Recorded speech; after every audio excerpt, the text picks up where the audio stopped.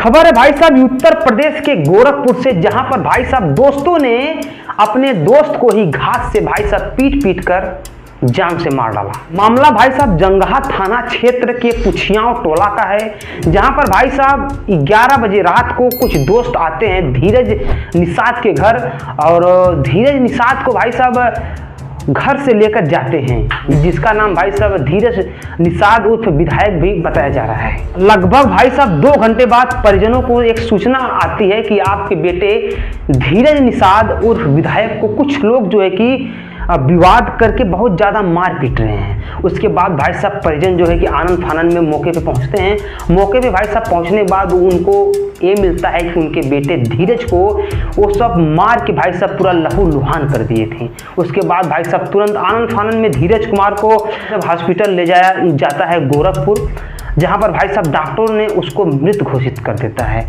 उसके बाद भाई साहब परिजनों का रो कर बुरा हाल एकदम से गांव समाज में भी भाई साहब एकदम से कोहराम से मच जाता है कि जी कि दोस्त ने ही दोस्त को मार डाला। आखिरकार वो क्या वजह थी, आखिरकार क्यों मार डाला दोस्त ही दोस्त को, भाई साहब ये सब अभी गुत्थी बाकी है। फिलहाल भाई साहब धीरज के परिवार का रो कर बुरा हाल है। बताया जा रहा है कि भाई साहब धीरज को कुछ दोस्तों ने तिलक के कार्यक्रम में लेकर गए थे और वहां पर भाई साहब कुछ मारपीट हुई दोस्तों से, और उसके बाद भाई साहब धीरज को काफ़ी ज़्यादा गंभीर चोटें आई और उसी चोट की वजह से धीरज की मौत हो जाती है।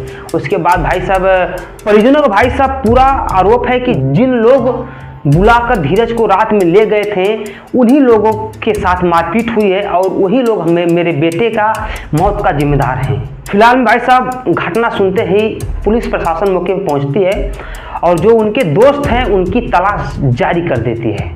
जो धीरज को भाई साहब रात में बुलाकर ले गए थे उनको भाई साहब पुलिस प्रशासन उनकी तलाश जो है कि जारी कर दी है। उसके बाद भाई साहब कुछ लोगों को पुलिस प्रशासन हिरासत में ली है और पूछताछ के लिए हिरासत में ली है, और उसके बाद पूछताछ से कुछ न कुछ भाई साहब जरूर अनुमान मिल जाएगा कि आखिरकार उस रात धीरज के साथ क्या हुआ था। फिलहाल भाई साहब धीरज निषाद जो है कि टाइल्स का मिस्त्री है और टाइल्स मिस्त्री का काम करता था। उसकी मौत के बाद भाई साहब पूरे गांव में कोहराम मच गया है। उसके अब देखिए भाई साहब जो आरोपी हैं वो फिलहाल में अभी तो फरार हैं।